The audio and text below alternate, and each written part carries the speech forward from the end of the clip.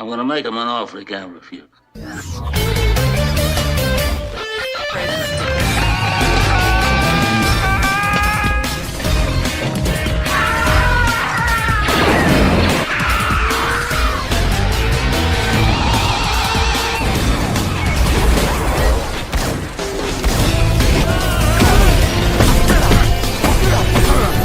I'm not even supposed to be here today! Oh, fuck you!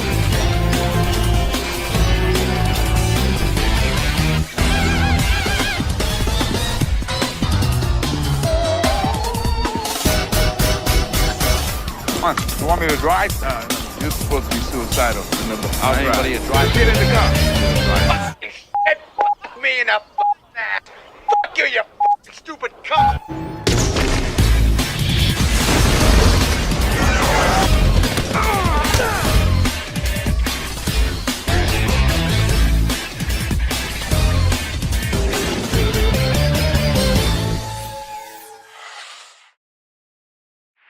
Hey everyone, it's Don G. Corleone here, and I'm here with a brand new movie review. And this review is going to be for the late Richard Donner's film with Steven Spielberg from 1985's The Goonies.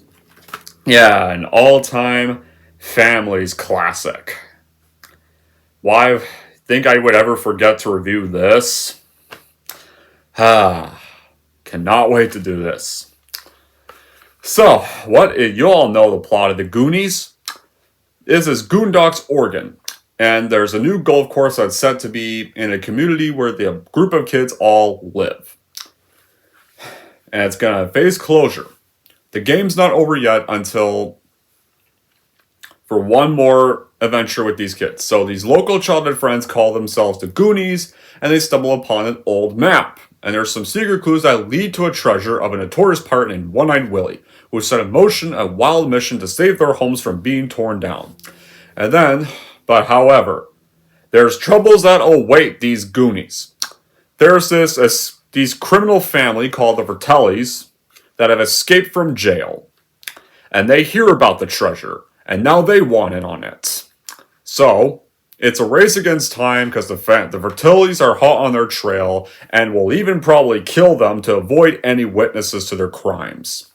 So they can build their crime empire on top of the world, and they're faced with Willie's booby traps. The Goonies have to prove their mettle. But is the treasure real? Time will see.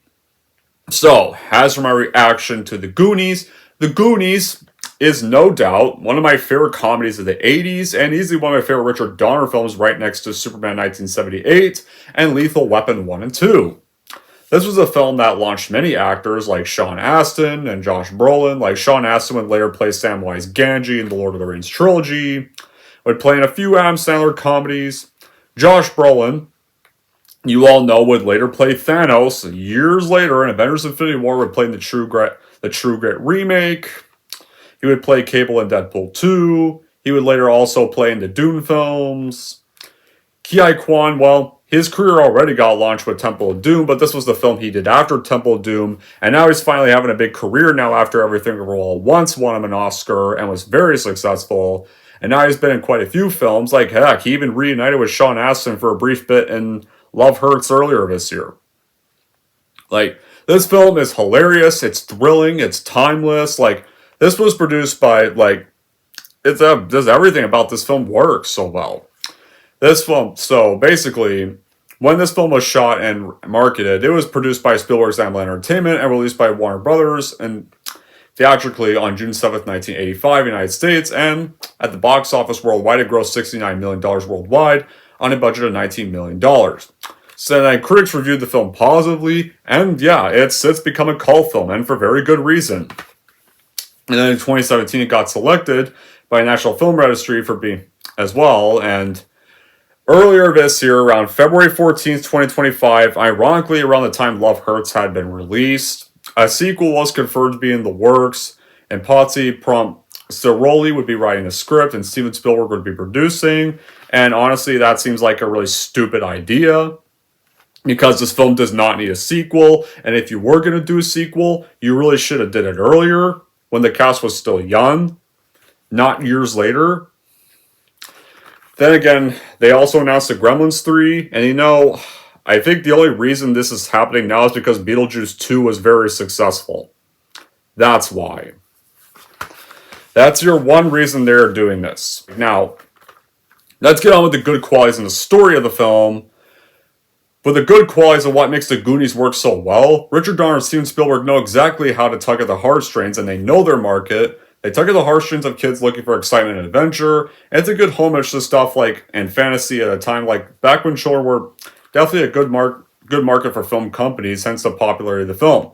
A film like The Goonies, it probably wouldn't work in modern times. Like, it's not really believable that in today's world that sadly kids would hop on their bikes, go on an adventure, especially because considering a lot of times that basically either kids are too busy in their house playing on their phones or playing on their iPads or heck, even like taking lazy ways home from school, or you just need mom's car or the bus to really go anywhere. You don't really see a lot of kids on bikes now unless it's the summertime. Really.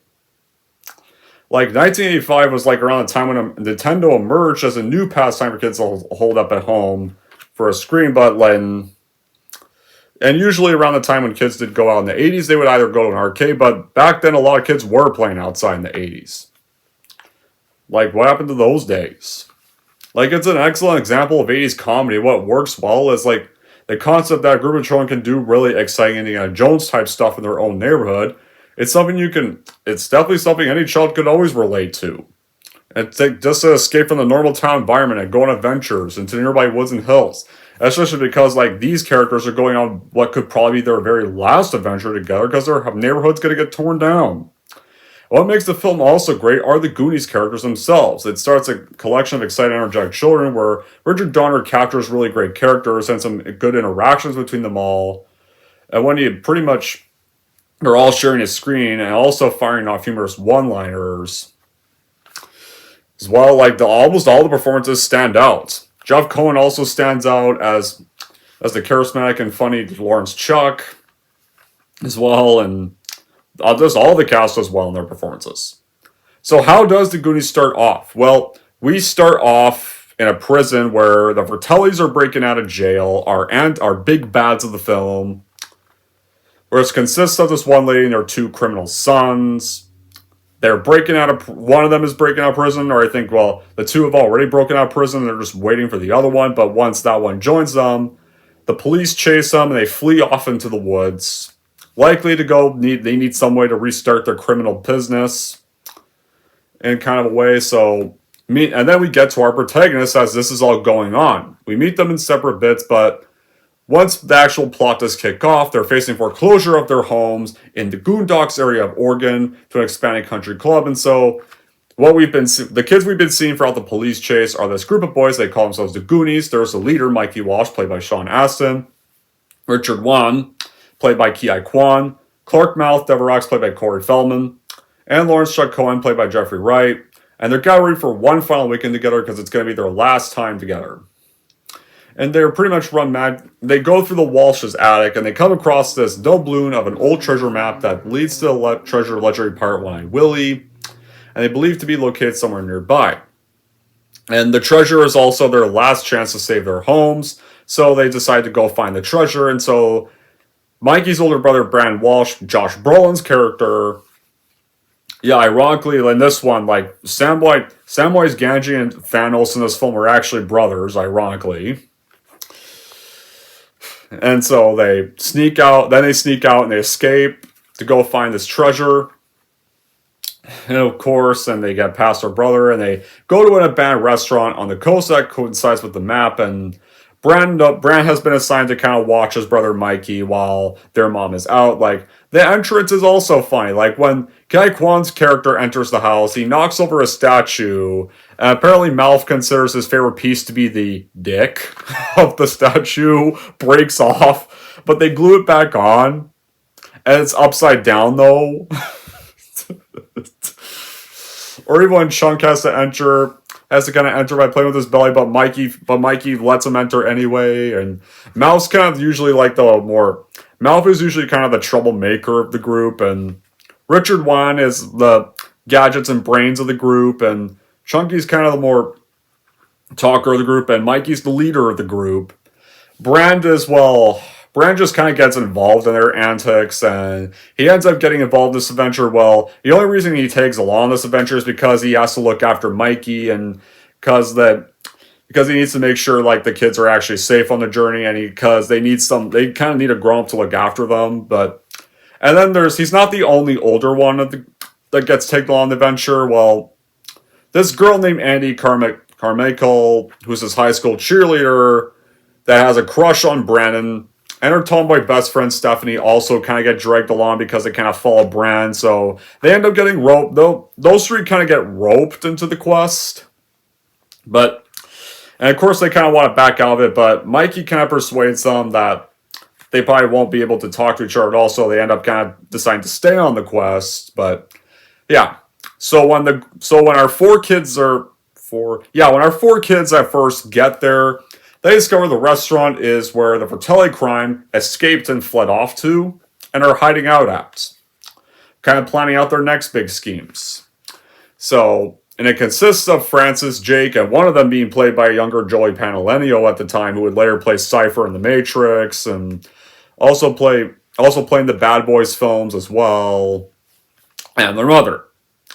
But then, of course, after a little while, when they get thrown out of chased out of the restaurant, they do return. They find a tunnel in the basement. They follow it, but Chunk wants to go alert the police of the Fratellis because he got locked in a freezer with a dead body. Like they've clearly already killed the victim at this point. Like a victim probably came wandering to that place, and they probably killed him off screen on the spot. So they're like, well. Chunk does get some character development. Like, he starts off as kind of the coward of the game, but after being captured and kind of terrorized by the Fratelli, or bullied by the Fratellis, and locked in there with their other deformed kid that they've abused, he does get some character. He does kind of get some backbone and get some character development right there once he meets Sloth. Well, I'll get to Sloth later. Sloth can come later.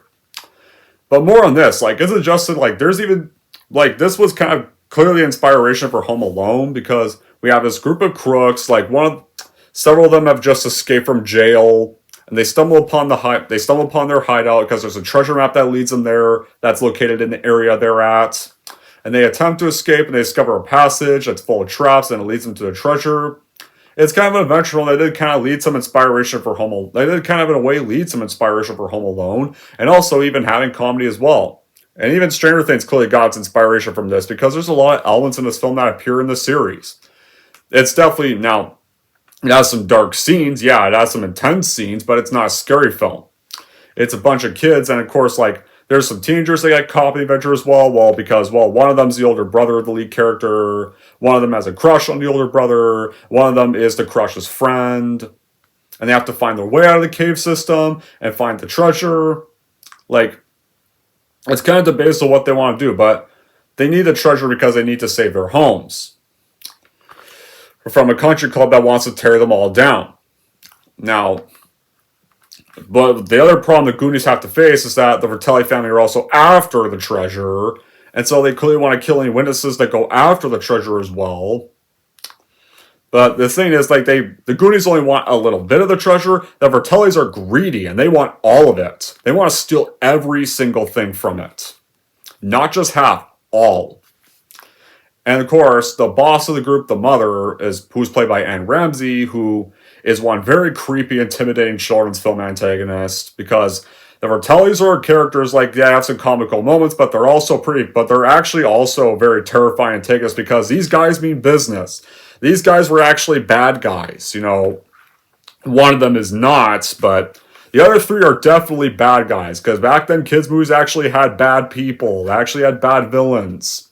A lot of kids' movies don't even have that today. Like, Daryl, like, remember back when villains were actually terrifying and intimidating? Like, if the film does really try to mirror duplicate Indiana Jones kind of for a more younger audience, and it does succeed. It's got the wit, the soul, the entertainment, and the script, the antics that really keep fresh, and also the thrilling homages to all the stuff in Indiana Jones. The peril sequences are excellent, and the music is also terrific. So, after Chunk flees, he sees his nearby car, but sadly, that leads to problems for Chunk. Leads problems for the poor lad. That car is the Fratellis. And they straight up kidnap him on the spot, and they're not and once they kidnap Chunk, they're not fucking around. They actually clearly want to murder this guy and try to get information on him, or they're going to cut off his hands through a smoothie blender. But then the scene does become funny because Chunk does reveal some embarrassing stuff about his life, because when he mistakes when they want to hear everything about the Goonies, he thinks they mean everything about himself. And so he ends up revealing some embarrassing stuff about himself, and the Fratellis just look annoyed because that's not what they meant. They meant about his friends and where they are, but then of course after a little while they get fed up and they try to still cut off his hands anyway, but then of course he ends up accidentally revealing where the Goonies have gone, and so they begin their hunts, and so they throw Chunk in with their other deformed younger brother named Sloth, who at first seems intimidating, but once he meets Sloth, you actually feel bad for the guy. He actually is a very nice fellow. Like, this guy, like, you feel bad for him because he has a shitty life. He's locked in a room most of the time. His family abuses him, clearly. They don't love him at all. Like this is a character you feel bad for, and he didn't have any friends. And once he finally meets Chunk, and he finally does start to soften up. So Sloth frees him and Chunk, and so Chunk goes to call the sheriff, but he thinks it's another one of his pranks, so he doesn't fall for it. So Chunk and Sloth have to go follow the trail of the Fratellis and go help save the Goonies before the Fratellis get to them. So, like, right here, this is kind of where Chunk does kind of grow a bit of backbone right here, where it's kind of like able to be like the first friend Sloth has ever had, and so him and Sloth set off, and so him and Sloth do have some good scenes together, and they pretty much go, so after Sloth frees him and himself, they go to help the Goonies, in a way. They kind of go pursue the Fratellis. The Goonies, meanwhile with the Goonies, like, while they're all down underground, like, the teenagers want to get out of this quest, and so at first they see like this one rival of Brandon that says he'll help them out of the well, but it's clear he probably will just help Andy. He's clearly just going to leave the rest down there. He probably just only wants to help Andy. But obviously Brandon doesn't know that because even he wants out of this quest, but Mikey persuades him to still go through with it, and so but Andy only leaves her jacket, and so they continue the rest of the quest. And they're evading several deadly booby traps on tunnels, and there's candles from some skeletal remains of some treasure hunters. And they barely stay ahead of the Fratellis because they often keep catching up to them with the booby traps. And one bit, like, Richard does hold them off and leaves some, like, slippery stuff on the log. And both the Fratelli's sons, they slip and they crash their crotches on the tree branch. And, like, right there. So, and after going through this tunnel, and of course, there's another humorous bit where Andy mistakenly thinks Mikey's Brandon and accidentally kisses him, and obviously she thinks it's Brandon for a little bit of one part, but it's also it's like not really a creepy moment because it's actually also in a way kind of a funny moment. But then eventually after some time, they do reach Willie's pirate ship, the Inferno, and it's anchored. It turns out the treasure really is real. They find a ship filled with treasure, and they fill their pockets, but Mikey obviously knows that they can't take all of it because it'll likely trigger worse traps, so they only take like a bit, the amount they need to save their homes. That's all they need. They need to leave the rest of it. They just need enough to the point where the country club won't tear down their homes, and it doesn't really end there just yet, but I'll get to that later. The scene really... Yeah, so there's many scenes that also have some great music, and like when the game's sliding down the water tunnel, that's not really meant for sliding, of course. Like, it has exciting music there, and it captures the innocence of doing something a little bad, but also so good as well. I mean, is it like a masterpiece, flawless film? Like, no, not really, but I'll get to more on the flaws later in the bad qualities. And then, of course, like, the show skill of its, like, cult little fan base is there for a good reason. It's a perfect child adventure film. And the Goonies themselves, like, are definitely average kids that you would often see a lot of times. And, like, but they're not really anything, of course, always like that. But unorthodox qualities about them that make them unique. There's the leader, Mikey, who's the most optimistic of the bunch, most determined to get the treasure, even if it means putting his life and his friends' lives in danger. Then you kind of have Brand, who's the jock of the group that's annoyed by his brother, but at the same time underneath he still does care for him at one point because Mikey's kind of overlooking like the whole demonstration process, and Brent does go out and hug his brother as well, and then escorts him back inside. So he does have a bit of a soft spot for him as well, in kind of a way. So he's like, so I do like that. Well, I also did like that little shot right there. And then there's also Mouth, who's kind of the smart ass and troublemaker, Corey Feldman's character of the group, who it really says some crude stuff in Spanish, but to the Spanish housekeeper about the Walshes being sex addicted drug fiends. And then you have Chunk, who at first is the most hungry one, but also clumsy, a little cowardly at first. But then you finally do see we do see his heart once he meets Sloth, and he does get some character development after that. There's also Richard Dada, Ki Kwan's character, who is pretty much the very intelligent inventor of the group. He's able to set traps and able to hold off the Fratellis that they all immediately fall for. Then you have Andy, who's Brand's crush, and her friend Steph, who's Andy's friend, and also throws jabs at Mouth and kind of has to deal with Mouth's antics. I mean, it does get ironic and coincidental and predictable at times, but well, there's times when that gang does barely escape and they save their lives, like, they find out that that's the more important treasure is kind of their friendship and their own lives and much gold diamond, and their friendship with each other is priceless. Right there. And of course, especially when it leads to a good ending, or especially whenever you see the character of Sloth, or once you do meet Sloth, at first he seems a little intimidating first, but he's actually a nice fellow once you see more of him on screen. So, back to the Goonies, and when they found the treasure, they now are preparing to head back. They got what they need, but it seems like the movie's going to end there. No. Unfortunately, the Vertellis have clearly found a quicker way there, and they have already appeared. They take away all their treasure, and then, of course, Andy calls Ma this gross witch, which then makes her force them to walk the plank. Andy and Brand quickly goes to save Andy, so they're the first two off, and before the rest can walk the plank, Chunk and Sloth though arrive, and they distract the Vertellis long enough for the Goonies to jump overboard and swim to safety, and of course Sloth finally stands up to his family. He throws his two bully brothers aside, and though Ma tries to get through to his head, Sloth does not fall for her shit because she mispronounces the lyrics of Rockabye Baby, and Sloth remembers when she dropped him multiple times. She fakely apologizes, but Sloth is done with his family's shit, and he throws her overboard, showing that he is done living with them. And he finally stood up to his abusive family, and finally pretty much told them off at that bit. Then, of course, though, the Vertellis, though, they walk it off, though, but they grab all the treasure they can, especially the stuff from Willie's Scales, because they're greedy, and it triggers one last booby trap, and you can see why Mikey didn't want to steal the stuff on the Scales. So they have to drop the treasure, they have to lose all their greedy stash. The Goonies try to use this last candle to finally stick a dynamite, and the growl caves in, but Sloth helps the Goonies escape, but Sloth knows that he still at least needs to kind of get his somewhat abusive family out of there, though, as well. But he stays behind so that, the Goonies can escape and stuff. And he does tell Chunk that he still does love him as a friend, and that was a really sweet moment right there. But then the group reunites, and they get back at Astoria's Beach, and the Goonies reunite with their parents. They tell them all about their journeys and all the stuff they went through.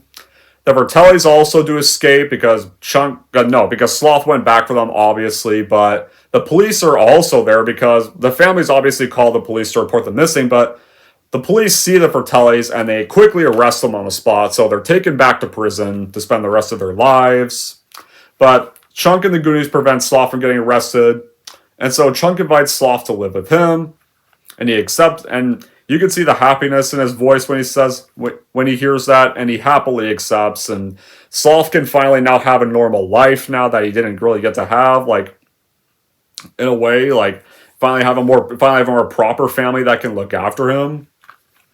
These are the kind of films that really capture the magic of cinema perfectly, with the wonder, excitement, the imagination in a brilliant way. And the Goonies, this is the brilliant plot and the cast of characters. The story is really fun.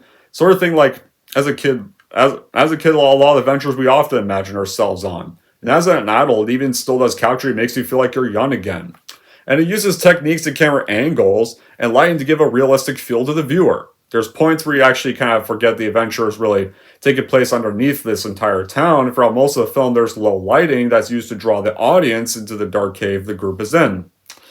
And then, of course, you get the eerie feeling at the same time you're allowing the element of surprise and what would be up next. It's like a natural thing in a way. And of course, you have the camera angle that's used in scenes to present this approaching feel. And when the group is traveling to an unknown and the characters from shortest to tallest, and they give the angle an even greater effect. And in the visual effects, like for a film from 1985, The Goonies is a visual triumph in effects. It's filmed and edited with precision and with the more intense situations. The sets of special effects are very excellent, and they're built very practically well, and it looks convincing. It's not all CGI'd and stuff. It's not all green screened.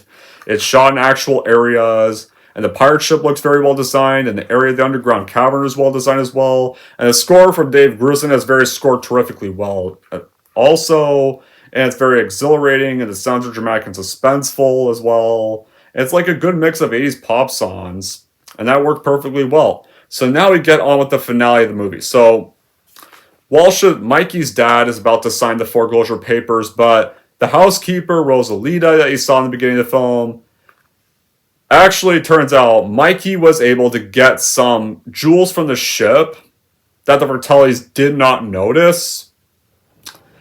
And so, she tells Mr. Walsh not to sign with the jewels because they can pay off the foreclosure and prevent the golf club from coming in. And so, he rips the papers, and they have enough money to negate the foreclosure, and so their neighborhood is saved. And then the Goonies are telling their adventure to the dumbfounded police and press. And the Inferno, though, is what's really attracting everyone's attention. It's now out of the grotto and it's sailing off into the ocean, sailing off into the sunrise. And it's a great ending. Right there. This was an ending that had no sequel set up at all. You did not need to make a 40 years late sequel. It was a perfect... And I'm kind of glad we didn't get a sequel. I'm kind of glad even back in the 80s this did not get a sequel for a while. This stayed a standalone film because this didn't need another follow-up. It ended perfectly. They saved their neighborhood. The Inferno sailed off into the sunrise. It's over. I mean, Sloth is now free from the Vertellis. It's done. No more story to tell. And the Vertellis themselves, they got recaptured by the cops. They're going to be going back to jail with likely... Their sentences, obviously, back then are now going to be extended because they broke out. So they will be going back to jail. They got no treasure whatsoever. Sloth is now free, can finally be the hell away from them, can now be Chunk's older brother, get a normal human life with his family's assistance, and they now save their homes from being demolished for a golf course, and the Inferno sails out of the cave. Beautiful way to wrap it up. Now we get on with the bad qualities of the film.